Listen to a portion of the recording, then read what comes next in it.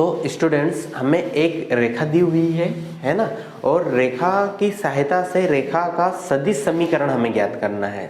क्या ज्ञात करना है? सदिश समीकरण, है ना। सदिश का मतलब ये होता है वेक्टर वाला, और वेक्टर का मतलब होता है कि उसमें तीन निर्देशांश होते हैं, एक्स वाई और जेड वाला। एक्स अक्ष के साथ में आई वाला लेते हैं, वाई के साथ में जे वाला लेते हैं, और जेड अक्ष के साथ में के वाला लेते हैं।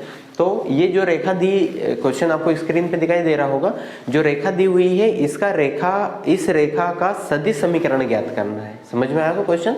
हमारा क्वेश्चन है जो दिया है वो हमने पहले लिख लिया। दिया है रेखा का समीकरण x+3 / 2 = y - 5 / 4 = z+6 / 2 जो बिंदु -3, 5 और -6 से होकर जाती है। अब हमें कैसे पता चला कि ये रेखा इस पॉइंट से होकर जाती है?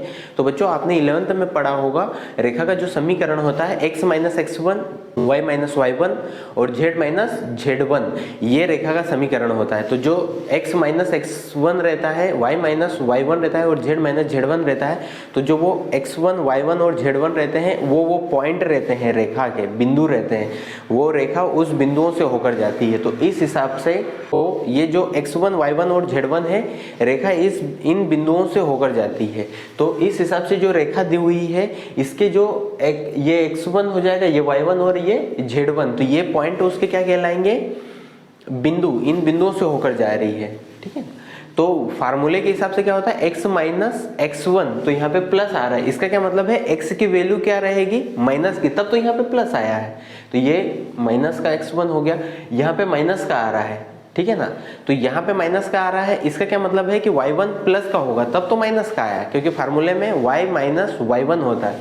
तो ये प्लस का y हो गया।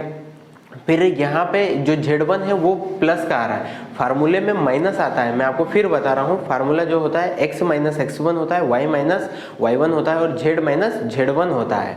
तो फार्मूले में माइनस आता है, तो यहाँ पे z की जो वैल्यू रहेगी वो प्लस की आ रही है, तो इसका क्या मतलब है कि z अपने आप में माइनस का होगा, तो इसलिए वो 6 को क्या लिया मैंने? माइनस। ये समझ में आया ना? आप तो ये इतना याद रखना कि जो भी ये पॉइंट दिए हैं इनके साइन चेंज करके वो पॉइंट बना देना, है ना। ये x1, y1 और z1, ठीक है ना। तो ये x का, y का और z का काम करेगा। तो ये जो भी रेखा में पॉइंट दिए हैं उनके साइन चेंज करके आप लिख देना, तो आपके पॉइंट आपको मिल जाएंगे। तो ये पॉइंट मिल गए हमें, इस पॉइंट से रेखा होके जा रही है। तो ये जो पॉइंट दिए हुए हैं इनको x अक्ष, y अक्ष और z अक्ष के साथ में मात्रक सदिश के फॉर्म में लिख देंगे। तो आपका वेक्टर a बन जाएगा -3i + 5j - 6k। समझ में आया होगा? फिर आगे चलो, दी गई रेखा के जो दिक अनुपात रहते हैं, जो रेखा दी है उसमें जो डिवाइड में रहते हैं वो हमेशा रेखा के क्या रहते हैं? दिक अनुपात। तो डिवाइड में क्या दिया है? 2, 4, 2, तो ये क्या हो जाएंगे? रेखा के दिक अनुपात हो जाएंगे। तो दिक अनुपात को ब्रैकेट में नहीं लिखते हैं, पॉइंट्स को अपन ब्रैकेट में लिखते हैं, दिक अनुपात को ब्रैकेट में नहीं लिखते हैं। तो ये दिक अनुपात हो गए। तो दिक अनुपात से भी हमें एक वेक्टर हम बना सकते हैं, तो वो वेक्टर बन जाएगा आपका वेक्टर b। तो वेक्टर b = हो जाएगा 2i, और ये जो दिक अनुपात है ये x अक्ष के साथ दिक अनुपात है, ये y अक्ष के साथ दिक अनुपात है, और ये z अक्ष के साथ दिक अनुपात है, इसलिए इनको i, j, k के फॉर्म में लिख दिया। तो b वेक्टर आपका हो जाएगा 2i + 4j + 2k। a vector a और वेक्टर b आपको मिल गया है। अब हम अभिष्ट रेखा का समीकरण बताएंगे, रेखा का जो सदिश समीकरण है वो बताएंगे। वेक्टर r होता है vector a + lambda vector b। तो वेक्टर r तो वेक्टर r ही रहेगा, क्योंकि ये रेखा का सदिश समीकरण है। वेक्टर a की प्लेस पर वेक्टर a जो हमने निकाल लिया है वो रख देंगे, प्लस लैम्डा मल्टीप्लाई में वेक्टर b की जगह जो हमने दिक अनुपात से निकाला वो रख देंगे, ठीक है। तो ये आपका रेखा का सदिश समीकरण बन गया है। समझ में आया होगा?